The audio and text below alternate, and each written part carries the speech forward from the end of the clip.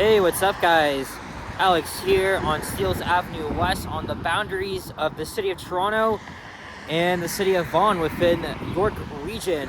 And I am right outside Pioneer Village subway station on the north side of Steeles Avenue West. So continuing my series of subway station explorations, we're going to be focusing on this station, which opened in 2017 as part of the Line 1 extension to Vaughan. And originally, during the planning phase, it was supposed to be called Steeles West, but they named it Pioneer Village because of the nearby landmark, the Black Creek Pioneer Village, just down the street from here. And there isn't really much going on around here. No transit-oriented developments. Just the York University Keele campus. There's the York Lions Stadium. That's home of the York University's football team. But this is also a regional transit hub too, where you can catch York Region transit buses to Vaughan, Richmond Hill, Newmarket, and so forth. So we're going to be exploring the station on the first day of March 2026. And this was just a 17-minute subway ride from my area. I want you to notice the wording on the roof of the entrances here. I think that's really cool. Okay. So let's check out the YRT bus terminal. It is empty because it is a Sunday. We'll see it for ourselves.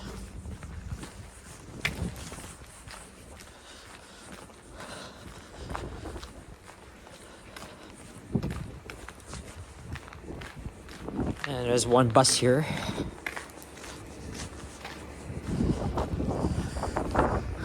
So you can catch Route 3. What else? 165, 20.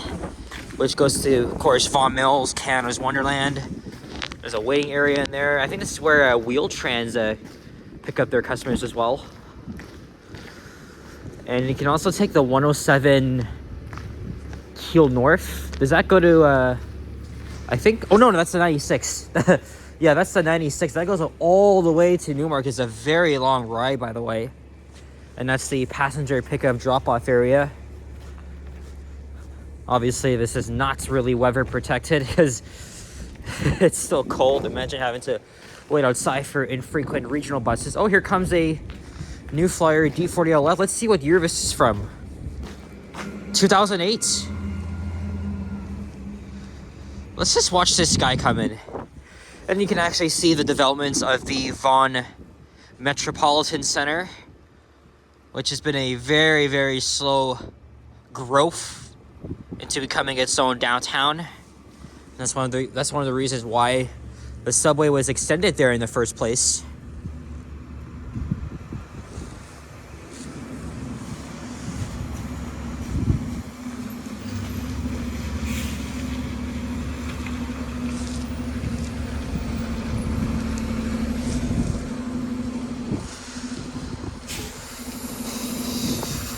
Okay, I think that driver was I don't think that driver was too happy with what I was doing.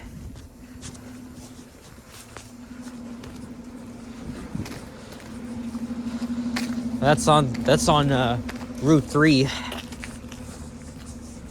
Yeah, that guy kind of gave me a look.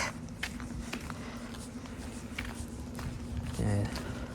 Unfortunately, some drivers are too paranoid.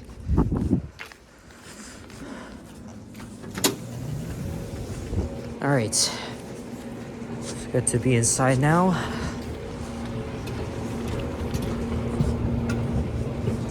So let's make our way down to the subway platforms, and then we'll head up to the bus bays as well, because I'm going to be taking the 960 Steeles West Express right after I end the video here. So this is the North Concourse. Yeah, this station smells really good. I don't know if it's because of the architecture or whatever, but it definitely really stands out. Look at that. Look at that. So that's a... I never really noticed that. So this is a skylight. Look up there. Wow.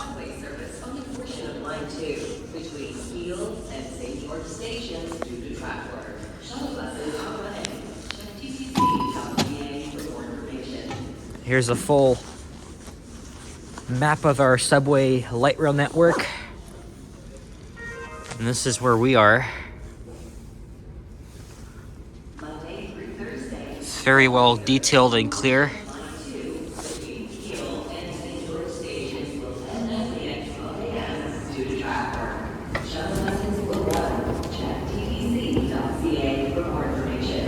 A lot of the Line 1 stations are pretty deep, at least on this section.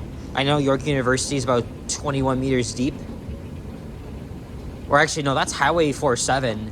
York University follows suits, and I'm not sure how deep this station would be. And it's 1:15, there's the time. So what you see here on the left, the ceiling, was a interactive art installation. I forgot the name of it, but it wasn't even up for long because people started making like weird things with it and saying all sorts of offensive stuff. See, look, this is like what people would do. You go on a touch screen and you can like say whatever the hell you want, and it was, yeah, they were writing some pretty offensive shit, so they decided to, you know what, just shut it off. And I think that was a waste of money too, because I think this freaking thing costed like what, $6 million or something. I could be wrong, but I remember hearing a report that it was very expensive to have this art piece installed. So I don't even know why they still have that up. They should probably take it down.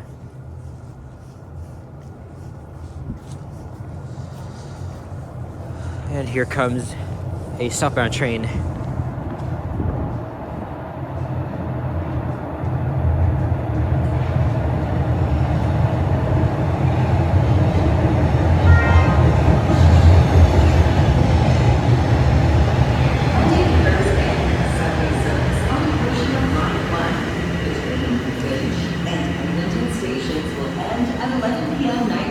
So if we walk to the south end of the platform, that'll take us up to the south concourse, and then eventually to the other entrance to the street, and of course the buses and York University itself.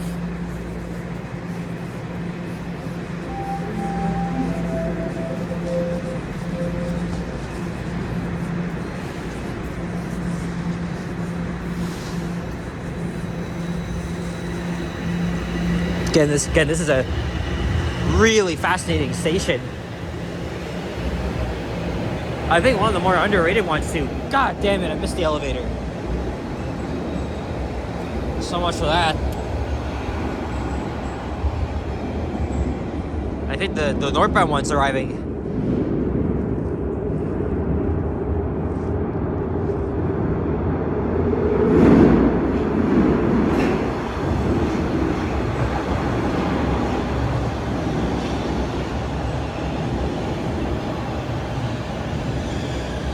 So yeah, I do like this station, and it just went up and down for no reason. So this station's pretty cool. The area it's in, it's hard to say. I think the only reason why the station is here is because of York University and the fact you can connect to regional buses from here.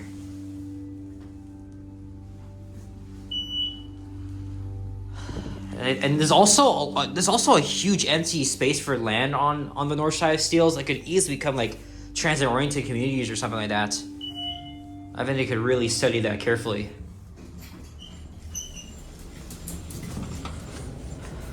All right, so that's the exit to the south side of Steeles. I've actually never been through here before. No, we're not going to exit the station.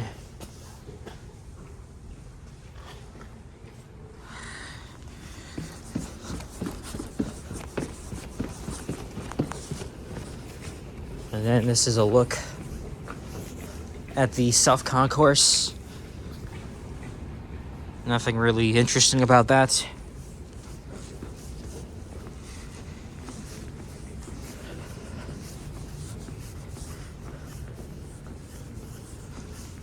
Here's pretty cool. Like I said, I'll leave a link to the Transit Toronto article of this station database. There's no subway service on the portion of Line 2. All right. Between Keele and St. George stations. Let's go up to the buses. Let's take the elevator again. Check ttc.ca for more information. Of course, compared to the older elevators in the subway system, the newer ones are obviously very clean. They're really well taken care of. Listen to this motor.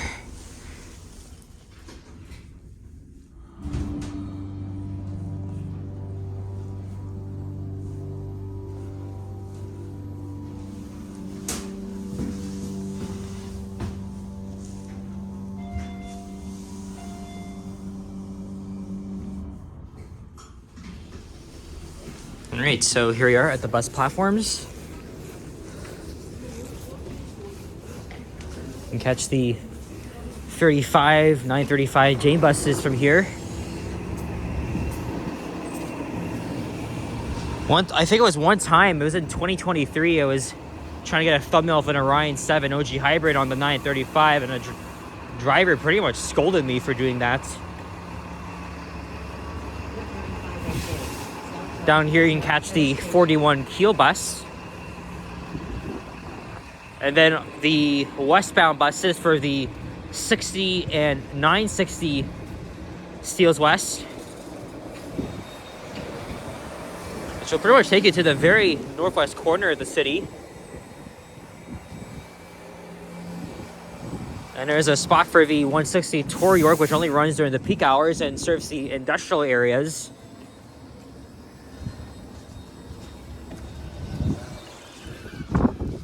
Oh, and here's a list of routes and a map of the bus bays itself. Let's see, 960, 3 minutes. All right, and there's the entrance to, I forgot the name of that street. Is it Northwest Gate or something? I don't even remember. It doesn't even have the name of the freaking street. There's a 41 bus laying over. You can catch the 84 Shepherd West buses from here, at least the D branch. There's the 60 local bus. But obviously I'll be taking the 960 instead. Catch the 106 Sentinel through here, from here. Then all the way at the end, the 108 Driftwood. Also, these routes serve neighborhood improvement areas, especially to the southwest of here. You know, you got Jade and Finch, for example. On the portion of Line 2 between Keele And then York University Heights, which is a mostly industrial area too.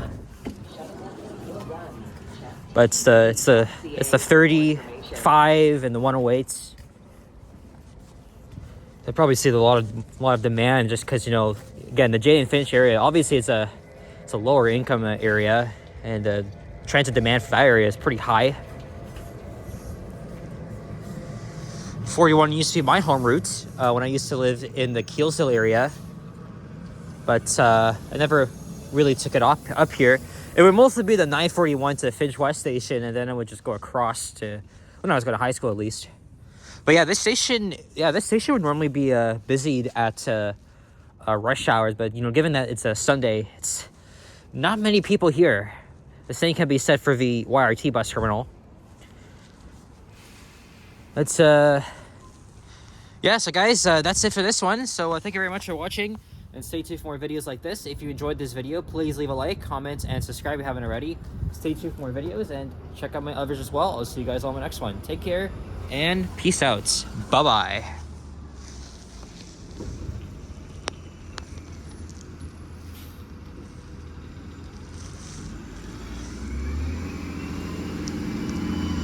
Man, this thing is hella dirty.